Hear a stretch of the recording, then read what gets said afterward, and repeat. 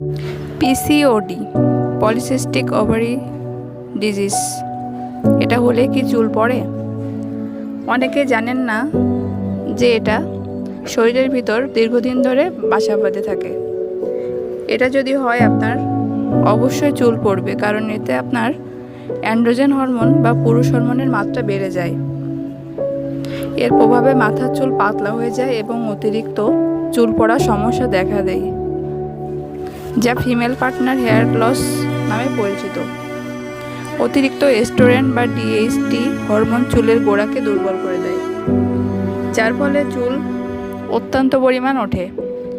2021 সালে আমি ডাক্তারের কাছে যাই। তো ডাক্তার প্রায় 13-14টা পরীক্ষা করার পর আমাকে জানান যে আপনার পিসিওডির প্রবলেম আছে।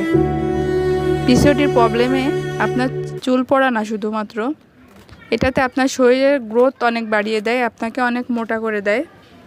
এছাড়া গর্ভধারণেও অনেক ধরনের জটিলতা আছে। তো ডাক্তার দেখানোর পর ডাক্তার যখন জানান যে আপনার পিসিওডি সমস্যা আছে, আপনাকে রেগুলারিটি মেনটেন করে চলতে হবে, ওজন কমাতে হবে। তো ওজন কমানো তো এতটা সহজ বিষয় না, এটা 1-2 দিনে সম্ভব না কখনোই। তো তখন থেকে চেষ্টা করি কিভাবে ওজন কমানো যাবে।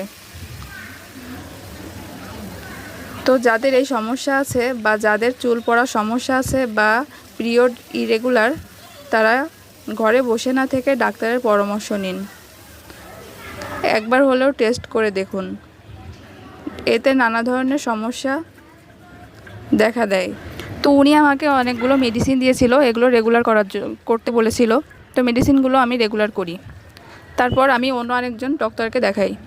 যেহেতু বিভিন্ন ধরনের জটিলতা থাকে, প্রেগনেন্সির জটিলতাও থাকে, তো অন্য একজন ডক্টরকে দেখাই। তিনি আমাকে সব রিপোর্ট দেখে 6 মাসের মেডিসিন দেয়। তো এই 6 মাস মেডিসিন খাওয়ার মধ্যেই 1-2 মাসের ভেতরেই আমি কনসিভ করে ফেলি। তো পিসিওডি অনেকে ভাবে, অনেক ভয় পাই, এটা ভয়ের কোনো বিষয় না। রেগুলার চেক আপ এবং সঠিক চিকিৎসার মাধ্যমে এটাও সমাধান সম্ভব।